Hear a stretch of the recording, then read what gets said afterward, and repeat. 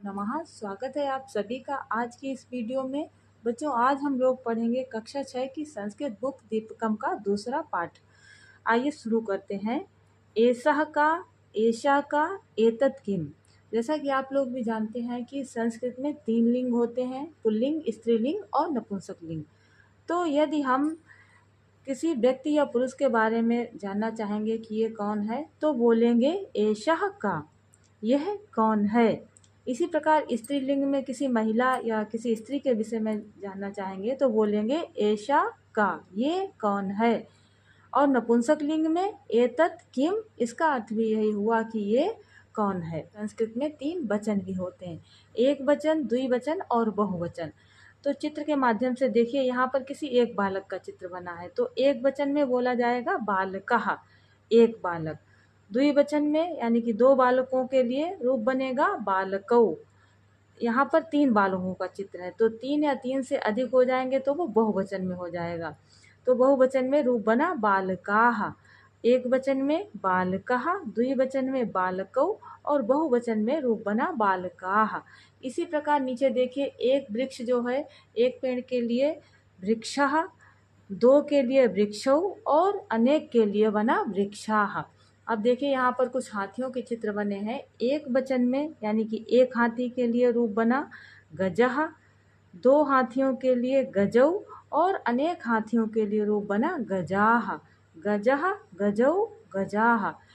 अब एक चीज़ आपने नोटिस की होगी कि जो एक वचन का रूप बनता है उसमें पीछे क्या लगा हुआ है, विसर्ग लगा हुआ है। अकारांत जो पुल्लिंग शब्द हैं उनमें पीछे क्या लगा है, विसर्ग लगा है। इसी प्रकार से हम लोग आगे देखते हैं।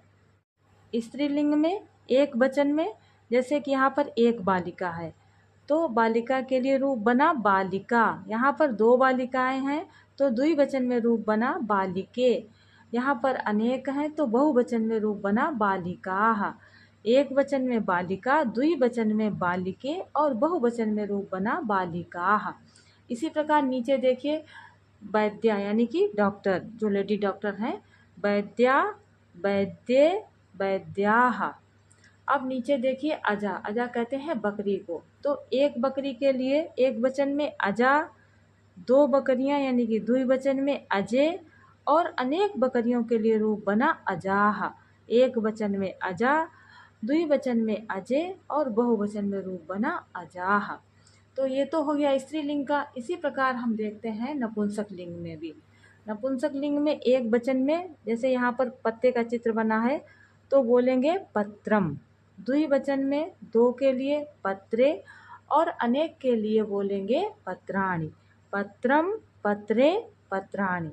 इसी प्रकार नीचे जो कुछ पहिए के चित्र बने हैं, तो एक वचन में यानी कि एक पहिए के लिए बोलेंगे चक्रम, 2 पहियों के लिए चक्रे और अनेक पहियों के लिए बोलेंगे चक्राणि। चक्रम, चक्रे, चक्राणि। यहाँ पर एक पुस्तक है, एक वचन में पुस्तकम, 2 पुस्तकों के लिए पुस्तकें और बहुत सारी पुस्तकों के लिए पुस्तकानि। पुस्तकम, पुस्तके, पुस्तकानि।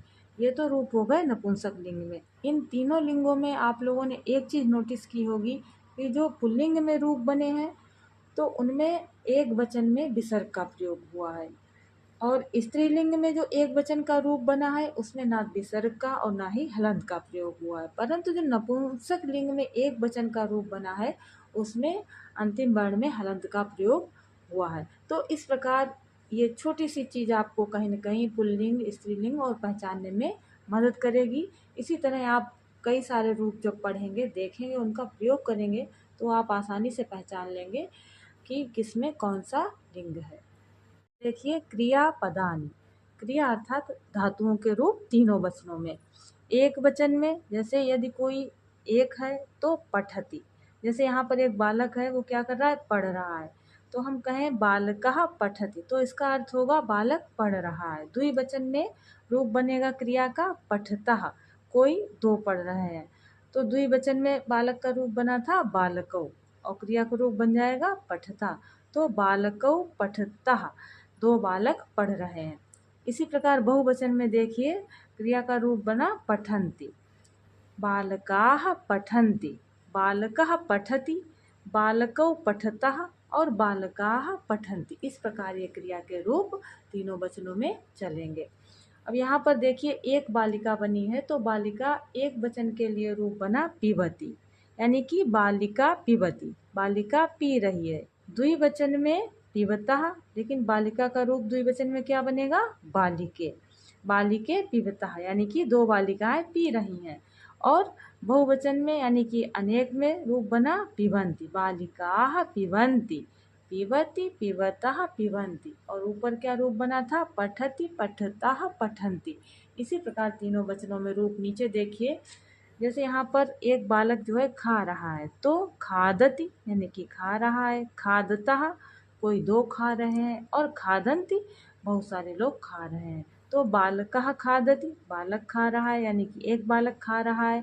बालकौ खादतः कोई दो बालक खा रहे हैं। और बालकाः खादन्ति रूप बना अनेक बालक खा रहे हैं। इसी प्रकार यहाँ पर देखिए गच्छति एक वचन में, जा रहा है गच्छतः द्विवचन में, और गच्छन्ति बहुवचन में। जैसे हम कहें शिक्षकः गच्छति, शिक्षक जा रहा है, फिर द्विवचन में शिक्षक का रूप बन गया शिक्षकौ, और क्रिया का रूप बना गच्छतः, शिक्षकौ गच्छता, यानी कि दो शिक्षक जा रहे हैं। अब बहुवचन में यदि हम शिक्षक का रूप चलाएं तो हो जाएगा शिक्षकाः, और क्रिया का रूप बनेगा गच्छन्ति, शिक्षकाः गच्छन्ति, शिक्षक जा रहे हैं। तो एक वचन में गच्छति, द्विवचन में गच्छता, और बहुवचन में रूप बना गच्छन्ति। इसी प्रकार क्रीडति, क्रीडति का अर्थ होता है खेल रहा है। क्रीडति कोई एक खेल रहा है, क्रीडतः कोई दो खेल रहे हैं, और क्रीडन्ति अनेक लोग या बहुत सारे लोग खेल रहे हैं। इस प्रकार से ये क्रिया के रूप हम लोगों ने समझे तीनों वचनों में। आइए अब देखते हैं कुछ सर्वनाम शब्दों का प्रयोग। जैसे यहाँ पर एक बालिका खड़ी है और इधर डाल पर एक तोता बैठा है। ये तोता इससे काफ़ी दूर है, तो जब हम पुल्लिंग में कहेंगे वह तोता है, तो पुल्लिंग का जो सर्वनाम रूप हुआ एक वचन में वो बनेगा सः, और तोते को कहते हैं सुकः। ये एक वचन का प्रयोग हुआ, सः सुकः, वह तोता है। तो दूर के लिए पुल्लिंग में प्रयोग होगा सः, यानी कि वह। फिर द्विवचन में जैसे तौ सुकौ, वे दोनों तोते हैं। अब दोनों तोते बालिका से दूर हैं, तो वे दोनों तोते हैं यानी कि दूर हैं। तो दूर के लिए क्या रूप बना? तौ, और तोतों के लिए द्विवचन में रूप बना सुकौ, तौ सुकौ। इसी प्रकार बहुवचन में देखिए वे बहुत सारे तोते हैं या अनेक तोते हैं, तो रूप बनेगा ते सुकाः। एक वचन में सः सुकः, द्विवचन में तौ सुकौ, और बहुवचन में रूप बनेगा ते सुकाः। इसी प्रकार नीचे ये तो हो गया दूर के लिए सः। अब पास के लिए देखिएगा पुल्लिंग में क्या प्रयोग होता है? एषः। एषः का अर्थ होता है यह, सः का अर्थ होता है वह, और एषः का अर्थ होता है यह, यानी कि पास के लिए। तो एषः बालकः, यह बालक है, ये एक वचन का रूप बना। फिर ये दोनों बालक हैं, एतौ बालकौ, ये दोनों बालक हैं। अब बहुवचन में क्या बनेगा? एते बालकाः, ये सब बालक हैं। तो ये रूप आपने जाना, सः अर्थ हुआ है, ठीक है, और ऐसा का अर्थ हुआ यह। तो सः का प्रयोग थोड़ी दूर के लिए और ऐसा का प्रयोग पास के लिए हम करते हैं। स्त्रीलिंग में सर्वनाम शब्दों का प्रयोग किस प्रकार करेंगे? तो एक वचन में देखिएगा ये शिक्षिका जो है इस बालक से दूर है, तो बालक कह रहा है सा शिक्षिका, वह शिक्षिका है। फिर यहाँ पर दो शिक्षिकाएं दिख रही हैं, तो बालक बता रहा है ते शिक्षिके, वे दोनों शिक्षिकाएं हैं। यहाँ पर अनेक हैं, तो अनेक के लिए बहुवचन में प्रयोग होगा ताः शिक्षिकाः। तो सा ते ताः, शिक्षिका शिक्षिके शिक्षिकाः। देखिए सर्वनाम रूपों का प्रयोग और संज्ञा रूपों का प्रयोग सेम टू सेम चल रहा है, इसे आप थोड़ा मैच करके बोलिएगा। जैसे सा शिक्षिका, ते शिक्षिके, ताः शिक्षिका, तो आपको और भी आसानी से ये समझ में आएगा। इसी प्रकार देखिए यहाँ पर एक बालिका है, तो सः का अर्थ हो गया वह। अब एषः का अर्थ हो गया यह, यानी कि यह बालिका है जो कि इसके पास में खड़ी है। एषा बालिका, यह बालिका है। दो बालिकाओं के लिए एते बालिके, ये दोनों बालिकाएं हैं। और अनेक बालिकाओं के लिए बहुवचन में रूप बना एताः बालिकाः, तो एषा एते एताः, बालिका बालिके बालिकाः। इस प्रकार से आप कई बार दोहराएंगे इनको तो आपको आसानी से समझ में आता रहेगा। अब नपुंसक लिंग में रूप देखिए, वह के लिए तत्, तत् यानी कि वह, तत् फलम, वह फल है। अब द्विवचन में यानी कि दो फलों के लिए ते फले, वे दोनों फल हैं। अब यहाँ पर बहुत सारे फल रखे हैं तो बोलेंगे तानि फलानि, तत् ते तानि फलम फले फलानि। ठीक है, इस प्रकार से आप इन्हें एक दो बार पढ़िएगा और इनको समझने का प्रयास कीजिएगा। अब देखिए, ये तो हो गया वह। अब एतत् का प्रयोग हुआ यह, एतत् फलम, यह फल है, ये एक फल है, एक वचन में प्रयोग हुआ एतत् फलम। अब द्विवचन में एते फले, ये दो फल हैं। अब बहुत सारे फल रखे हैं तो उनके लिए प्रयोग होगा एतानि फलानि, ये सब फल हैं। तो इस प्रकार हम लोगों ने सह और एषः का प्रयोग समझा, पास और दूर में अंतर समझा। अब देखिए पुल्लिंग एक वचन के रूप किस प्रकार से चित्र के माध्यम से यहाँ पर बताए गए हैं। जैसे सह कहा, वह कौन है, कोई पूछ रहा है, ये जो चित्र में आपको दिखाई दे रहा है कि सह कहा, वह कौन है। सह शिक्षकः, वह शिक्षक है। सह किम करोति, वह क्या कर रहा है। सह पाठयति, पाठयति अर्थात पढ़ा रहा है। पठति का अर्थ होता है पढ़ रहा है या पढ़ रही है, और पाठयति का अर्थ हुआ पढ़ा रहा है या पढ़ा रही है। किम सह भ्रमति, क्या वह घूम रहा है या भ्रमण कर रहा है। ना, नहीं, सह न भ्रमति, वह घूम नहीं रहा है। सह तु पाठयति, सह का अर्थ हो गया वह, तू अर्थात तो, पाठयत यानी कि पढ़ा रहा है, वह तो पढ़ा रहा है। तो ये हो गया पुल्लिंग एक वचन में। ठीक है, अब पुल्लिंग द्विवचन में देखिए, सह यानी कि वह और तौ अर्थात वे दोनों। तो यहाँ पर दो मोरों के चित्र बने हैं, मोर नाच रहे हैं। तो इसमें पूछा गया तौ कौ, वे दोनों कौन हैं। तौ मयूरौ, ये वो दोनों क्या है, मोर हैं या मयूर हैं। तौ किम कुरुतः, वे दोनों क्या कर रहे हैं। तौ नृत्यतः, वे दोनों नाच रहे हैं। किम तौ खादतः, क्या वे दोनों खा रहे हैं। ना, नहीं, तौ न खादता, वे दोनों नहीं खा रहे हैं। तौ तु नृत्यतः, तौ अर्थात वे दोनों, तू का अर्थ हुआ तो, नृत्यतः ये द्विवचन का रूप है, यानी कि वे दोनों तो नाच रहे हैं, यानी कि दोनों मोर नाच रहे हैं। अब पुल्लिंग बहुवचन में रूप देखिए, ते के, वे सब कौन हैं। ते बालकाः, वे सब बालक हैं। ते किम कुर्वन्ति, वे सब क्या कर रहे हैं। ते क्रीडन्ति, वे सब खेल रहे हैं। किम ते गायन्ति, क्या वे गा रहे हैं। न, ते न गायन्ति, न, वे नहीं गा रहे हैं। ते तु क्रीडन्ति, वे तो क्या कर रहे हैं, वे तो खेल रहे हैं। इस प्रकार हम लोगों ने पुल्लिंग में तीनों वचन देखे और उनका क्रिया के साथ प्रयोग देखा। एक चीज़ आप ध्यान रखिएगा कि क्रिया जो है वो तीनों लिंगों में एक जैसी प्रयोग होगी। ऐसा नहीं कि पुल्लिंग के लिए दूसरी क्रिया, स्त्रीलिंग के लिए और नपुंसक के लिए दूसरी क्रिया का प्रयोग हुआ। तीनों लिंगों के लिए क्रिया का प्रयोग वही होगा। अब देखिए स्त्रीलिंग एक वचन में ऐसा का प्रयोग, ऐसा यानी कि यह है। यहाँ पर देखिए एक बालिका बैठी है, कुछ अपना नाश्ता कर रही है, तो बोलेंगे ऐसा का, ये कौन है। ऐसा लता, यह लता है, यानी कि इस लड़की का नाम लता है।